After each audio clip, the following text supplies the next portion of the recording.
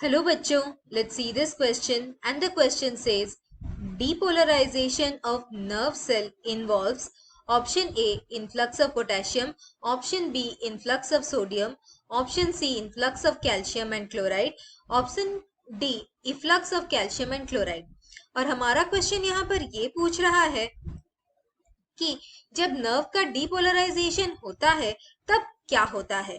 Option A दिया गया है इन्फ्लक्स ऑफ पोटेशियम यानी कि पोटेशियम का अंदर आना। ऑप्शन बी दिया गया है इन्फ्लक्स ऑफ सोडियम यानी कि सोडियम का अंदर आना।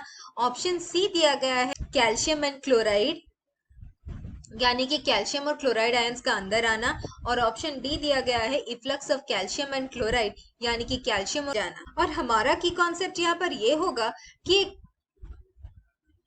नर्व फाइबर रेस्टिंग स्टेज में कैसे रहता है और वो डीपोलराइजेशन होने पे क्या क्या चेंजेस आते हैं। नर्व सेल्स एक्साइटेबल होते हैं यानी कि उन्हें स्टिमुलेट किया जा सकता है और ये एक्साइटेबल इसीलिए होते हैं क्योंकि इनका मेम्ब्रेन पोलराइज्ड स्टेट में रहता है जब वो रेस्ट करते हैं। ये हमारा एक्सॉन मेम्ब्रेन है, ये हमारा एक्सोप्लाज्म और ये बाहर का फ्लूइड। नॉर्मली एक्सोप्लाज्म में ज्यादा पोटेशियम आयंस, कम सोडियम आयंस और कम नेगेटिवली चार्ज प्रोटीन्स रहते हैं, जबकि एक्सॉन मेम्ब्रेन के बाहर के फ्लूइड में ऑपोजिट रहता है।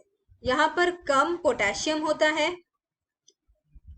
ज्यादा सोडियम आयंस होते हैं। इससे जो डिफरेंस इन कॉन्सेंट्रेशन आता है उससे कॉन्सेंट्रेशन ग्रेडियंट बनता है, जो कि होता है एक्सोप्लाज्म के बाहर और एक्सोप्लाज्म के अंदर। जब मेम्ब्रेन रेस्ट करता है तो मेम्ब्रेन के बाहर ज्यादा सोडियम रहता है और कम पोटेशियम रहता है, और मेम्ब्रेन के अंदर ज्यादा पोटेशियम रहता है और कम सोडियम रहता है।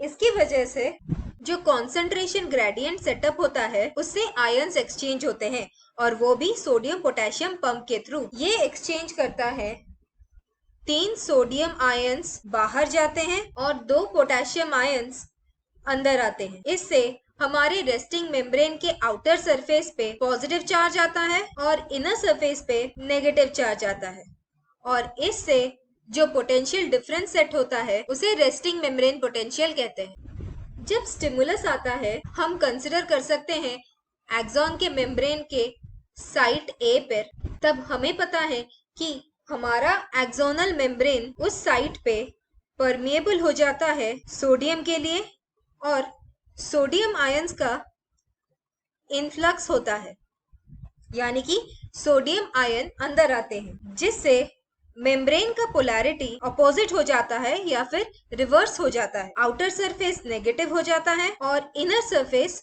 पॉजिटिव हो जाता है, और इससे वो साइट डीपोलराइज होता है।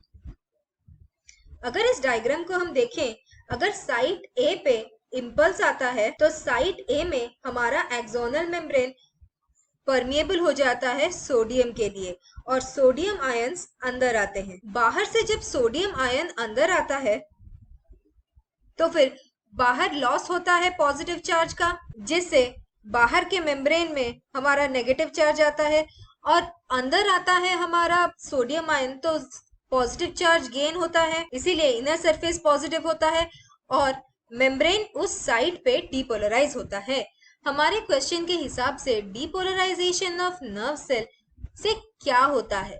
जब डीपोलराइजेशन होता है तो मेजरली सोडियम इन्फ्लक्स होता है, इसीलिए हमारा आंसर है ऑप्शन बी, सोडियम का influx. I hope you understood the solution. Thank you and all the best.